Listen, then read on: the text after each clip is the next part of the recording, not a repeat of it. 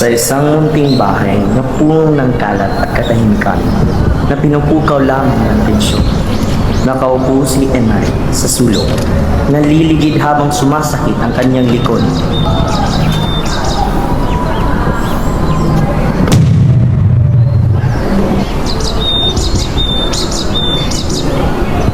Biglang pumasok si Derige. May matalim na tingin at agad na humingi ng pera. Nagsimula ang kanilang pagtatalo, mga salitang puno ng galit at hinagpis.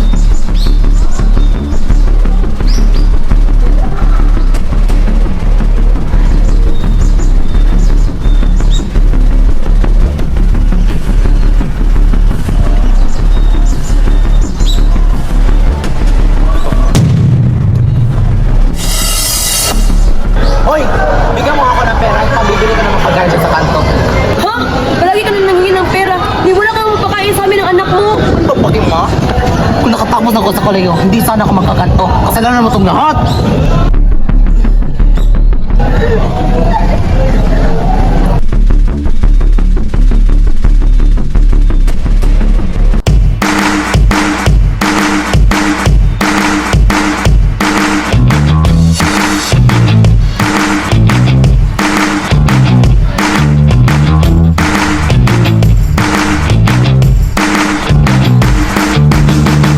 Anda po!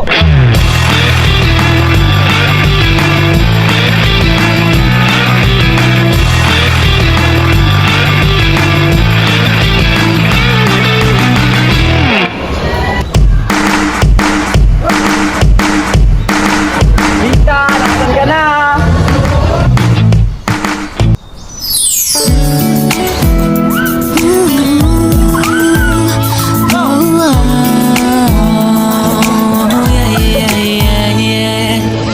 Nakilala kita sa di ko inaasahang pagkakataon.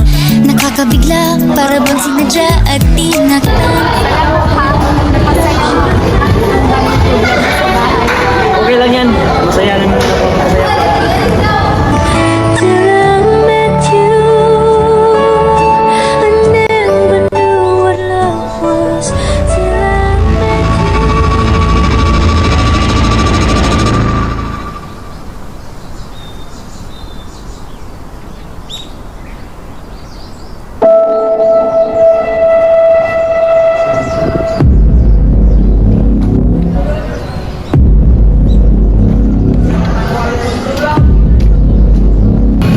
Pare, pasalubong ako para sa'yo. Gusto mo malaman?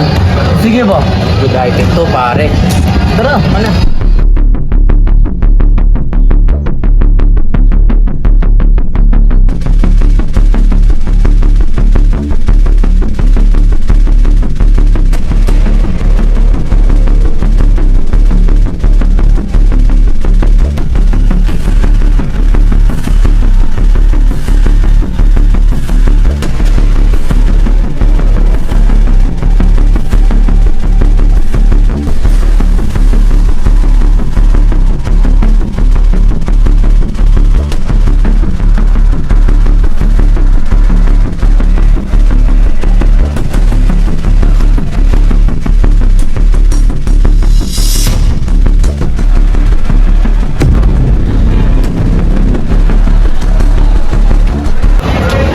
Wala ka nang ibang ginawa.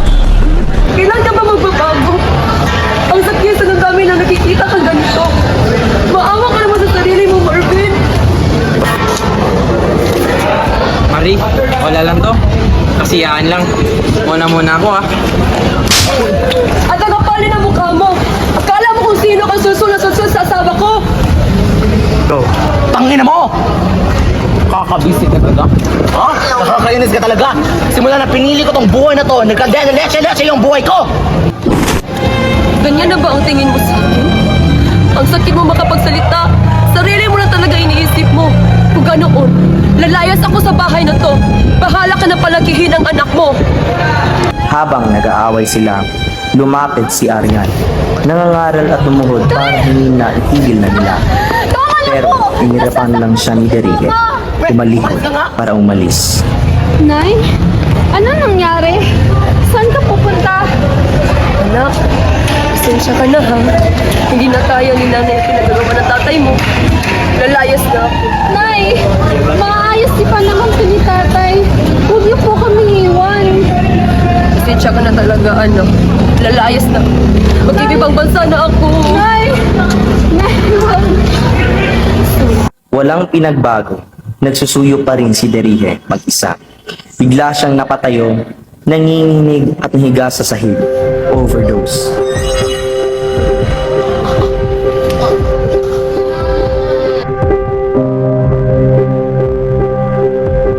Itaas ang kamay, inaaresto kita para sa droga. Sigaw ng pulis. Pero nang tignan nila si Derihe, hindi na siya gumagalaw.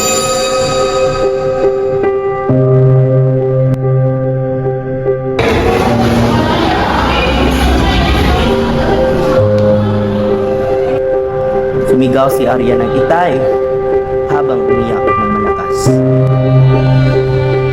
Tay? Tay! Tay!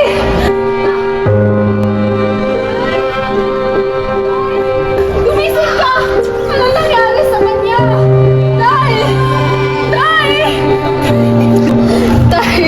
Anong nangyari sa kanya? Naabutan ko siyang patay dahil siguro sa kakadroga.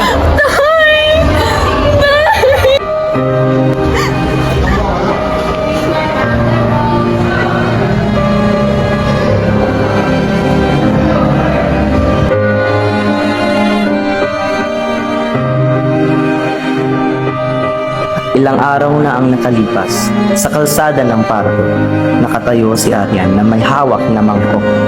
Nangangalimos. Diyos ko, bakit ba ganito ang buhay ko? Bulong niya habang umiiyak.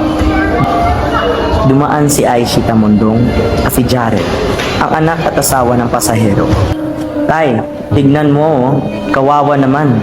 Bigyan natin ng pagkain, sabi ni Aishi. Pero sumagot si Jared, anong kawawa? Ang baho nga niyan, huwag na natin yan bigyan. At si Aryan ay nanatiling gutom, walang makain. Hindi nagtagal, siya ay binawian ng buhay ng dahil sa gutom. Nakita siya nakahandusay sa daan ng walang buhay ni Roa. Lungkot at hinagpis ang nararamdaman, sabay pasalamat sa tawanan, kasayahan bilang isang matalik na kaibigan. Sa lahat.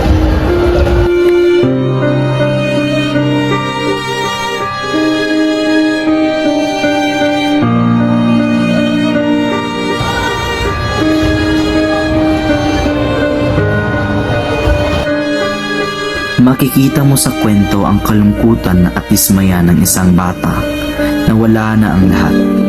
Ang kanyang pamilya, kanyang tahanan, pag-asa at buhay.